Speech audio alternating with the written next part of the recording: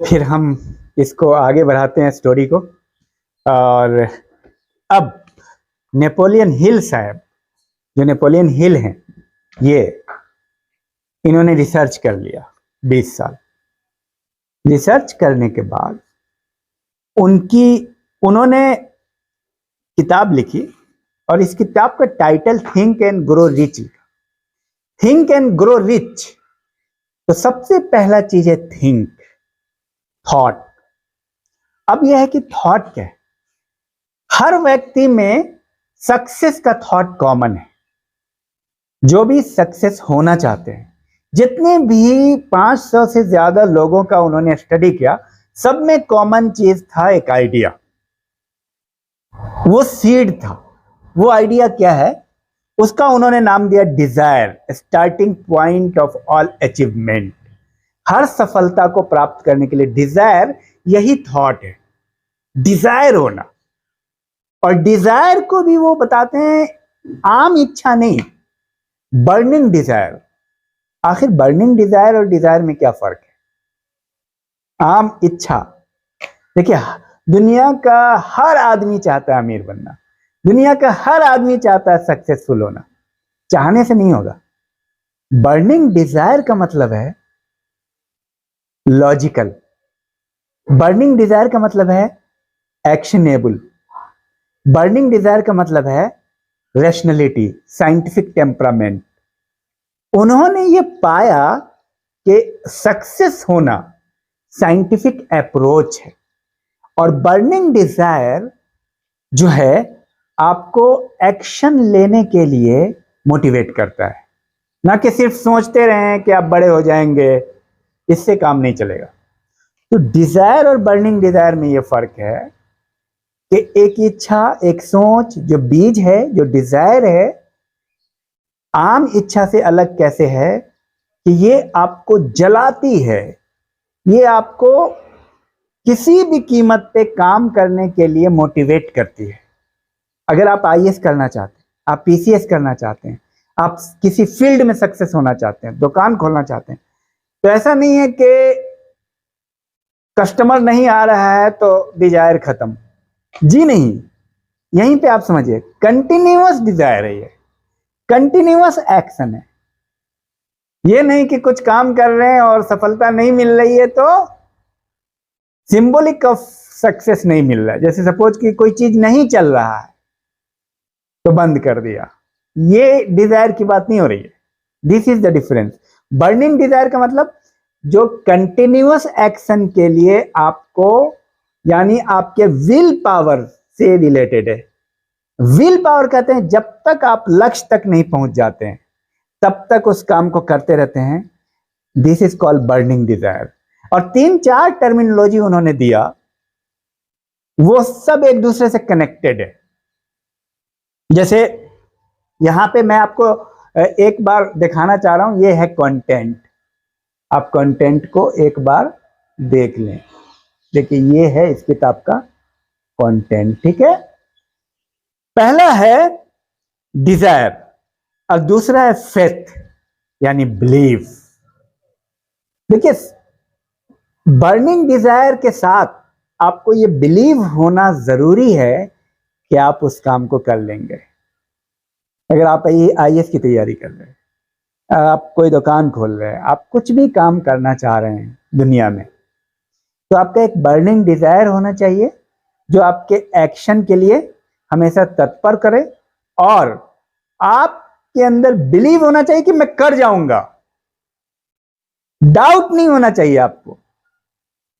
This is called visualisation and believe attainment of desire. उस desire को पूरा करने के लिए विजुअलाइजेशन होना चाहिए, मतलब वो आपको दिखता हो कि बिल्कुल ये हम कर सकते हैं, ये पूरा होने वाला है। ये है इसका मतलब। क्योंकि बहुत शॉर्ट में मैं बता रहा हूं और बीच बीच में आने वाले वीडियो में मैं कुछ इसके अंदर बहुत ही बेहतरीन कहानी है, जो बहुत लेसन है मिलने वाला है उसमें काफी। चौथा पॉइंट है auto suggestion, the medium of influencing the subconscious mind. एक कॉन्शियस माइंड है, एक सबकॉन्शियस माइंड है। सबकॉन्शियस माइंड में अगर कोई चीज चली जाती है तो वो एक्शन के लिए मोटिवेट करती है। तो इनका कहना है ऑटो सजेशन आपको करना है, यानी अगर आप कुछ बनना चाहते हैं, कुछ करना चाहते हैं, तो अपने दिमाग को सजेशन देते रहें। ऑटो सजेशन का मतलब खुद को सुझाव देना कि मैं इस लायक हूं, मैं कर सकता हूं। सुबह शाम बोलना, अपने आप को समझाना। यही बात डॉक्टर अब्दुल कलाम साहब भी कहते थे, I can do it, I will do. आपको ये बोलना है कि मैं ये कर सकता हूं, क्योंकि आपका जो दिमाग है ना, वो बच्चे का दिमाग है, वो जल्दी एक्सेप्ट नहीं करता है। सबकॉन्शियस माइंड में अगर ये बात घुस गया कि मैं कर सकता हूं, तो फिर आप करने लगेंगे। एक्शन तो वहां से होता है। तो अब इन तीनों पॉइंट को, डिजायर, बिलीव, ऑटो सजेशन, ये तीनों मिलकर के सक्सेस दिलाती है। डिजायर होगा, ऑटो सजेशन होगा, अब बिलीव होगा, तो एक्शन आपका खुद ब खुद होगा। एक्शन करने की जरूरत नहीं होती, एक्शन तो बिलीव करवाता है। क्या समझा आप? एक्शन कौन करवाता है? एक्शन बिलीव करता है। अगर आपके को ये बिलीव हो जाए ना कि मैं ये कर सकता हूं, तो एक्शन तो खुद से होगा। सपोज आपको कहीं जाना है 5 किलोमीटर, और आपको वहां जाना है, और आपको यकीन है कि आप वहां पहुंच जाएंगे, तो आप जाएंगे कि नहीं? लेकिन आपका जो, देखिए, जो बर्निंग डिजायर जो इलॉजिकल है, इरेशनल है, जो साइंटिफिक नहीं होता, वहां पे दिक्कत होती है, यू टर्न होता है। जैसे इन दोनों में भी, जैसे बर्निंग डिजायर में आपका जो डिजायर यानी आपका जो गोल है, वो आपके मीन्स से एडजस्टमेंट है कि नहीं। आपने सोच लिया कि आपको मंगल ग्रह पे जाना है, लेकिन आप मंगल ग्रह पे जाएंगे कैसे? कुछ आपका तालमेल तो है नहीं। तो आपका जो डिजायर है, वो डिजायर मीन्स से एडजस्टमेंट होना चाहिए। ये है इसका मतलब। रैशनल होना चाहिए, साइंटिफिक टेम्परामेंट होना चाहिए। और छठा पॉइंट, पांचवा पॉइंट बोलते हैं स्पेशलाइज्ड, और छठा पॉइंट है imagination. Specialised knowledge, personal experience. यार आप जो करना चाहते हैं, उसके लिए स्पेशलाइज्ड नॉलेज आपको सीखना पड़ेगा, आपको लाना पड़ेगा। नॉलेज दो तरह की है, एक जनरल नॉलेज, एक स्पेशलाइज्ड नॉलेज। यानी क्रिएटिविटी भी दो तरह की, सिंथेटिक क्रिएटिविटी और बिल्कुल न्यू क्रिएटिविटी, जिसको आप बोलते हैं क्रिएटिविटी, इनोवेटिव क्रिएटिविटी। तो जनरल नॉलेज से कुछ नहीं होना है। उनका कहना है कि सिंथेटिक अप्रोच कम से कम आपको इस्तेमाल करना होगा। जो आम लोग कर रहे हैं वही काम अगर आप करते हैं, तो रिजल्ट एक जैसा होगा। आपको जिस फील्ड में भी आप वर्क कर रहे हैं, उसमें आपको स्पेशलाइज्ड नॉलेज लाना पड़ेगा, स्पेशल तरीके से आपको काम करना पड़ेगा। और उसमें एक है imagination, the workshop of mind. छठा पॉइंट वो बोलते हैं इमेजिनेशन। इमेजिनेशन का मतलब वो एक्शन जो आप करना चाहते हैं, वो आपके दिमाग में बिल्कुल क्लियर हो, यानी विजन। सपोज आप दिल्ली जाना चाहते हैं, तो आपके पास दिल्ली जाने का जो रास्ता है ना, वो आपके दिमाग में बिल्कुल क्लियर हो, क्लियर कट हो विजन। तभी देखिए, एडिसन जैसे लोग, उनको क्लियर था उनके दिमाग में कि बल्ब का आविष्कार कर रहे हैं, और वो उन्होंने किया आविष्कार, क्योंकि दिमाग में ये विजन आपके, साइंटिस्ट बोलते हैं कि इजाद दो लेवल पे होता है। डिस्कवरी सबसे पहले इनोवेशन माइंड में होता है इजाद, उसके बाद वास्तविक होता है इजाद। तो आपका जो इमेजिनेशन है, यहाँ विजन जो है वो बिल्कुल क्लियर होनी चाहिए। अगर आपका विजन क्लियर है, तो फिर आपको दुनिया की कोई ताकत नहीं रोक सकती। This is imagination.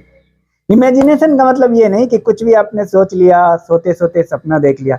नहीं, जागते हुए सपना देखिए, डॉक्टर अब्दुल कलाम कहते हैं। और जागते हुए आप सपना जो देख रहे हैं ना, वो विजन जो आपका है वो लॉजिकल होना चाहिए। जैसे हम सोच रहे हैं कि हमको दिल्ली जाना है, तो हमें पता है कैसे कैसे जाना है, ये एक्शन पूरा पता होना चाहिए, दैट इज लॉजिकल। और आप वहां पहुंच जाएंगे, आपको यकीन है, दैट इज बिलीव। अब वो आपकी डिजायर है कि आपको दिल्ली पहुंचना है, तो आप जो काम कर रहे हैं उस पर आपका बिलीव होना चाहिए, ऑटो सजेशन होना चाहिए, आप अपने आप को बताइए कि हम पहुंच जाएंगे। और बिलीव, इमेजिनेशन होना चाहिए कि ये रास्ता ऐसे जाता है, तब जाके होगा। और उसके बाद 7वें पॉइंट में वो बता रहे हैं ऑर्गेनाइज्ड प्लानिंग। इसमें 7वां पॉइंट है ऑर्गेनाइज्ड प्लानिंग, कि बिना प्लानिंग के, बिना ऑर्गेनाइज्ड प्लानिंग के काम नहीं हो सकता है। जितने भी दुनिया में लोग हैं जो भी सक्सेसफुल हैं, इवन डॉक्टर अब्दुल कलाम साहब की बात कर रहा हूँ, वो बिल्कुल डिसिप्लिन को मानते थे। वे बिल्कुल मानते थे कि एक टाइम टेबल होना चाहिए, एक ऑर्गेनाइज्ड स्टाइल होना चाहिए, लाइफ स्टाइल ऑर्गेनाइज्ड होना चाहिए। और 8वां पॉइंट में बोलते हैं decision, the mastery of procrastination. Decision लेना, अब आप खाली सोच रहे हैं, इमेजिनेशन कर रहे हैं, बर्निंग डिजायर है, लेकिन डिसीजन ले ही नहीं रहे। सबसे बड़ा जो ऑब्स्टेकल होता है वो डिसीजन होता है, और डिसीजन को का जो ऑब्स्टेकल होता है वो प्रोकास्टिनेशन होता है, सुस्ती होती है। आप डिसीजन लें, अगर आपका विजन है, आपका बिलीफ है, आप ये कर लेंगे। बहुत सारे लोग ये सोचते हैं ना, मैं कर जाऊंगा, लेकिन वो शुरू ही नहीं करते। तो डिसीजन बहुत जरूरी है। बिना डिसीजन लिए हुए आपको अपने आप पे बिलीव है, कोई कर लेता है तो आप कहता है ये तो मैंने सोचा था। आपने सोचा था, उसने किया।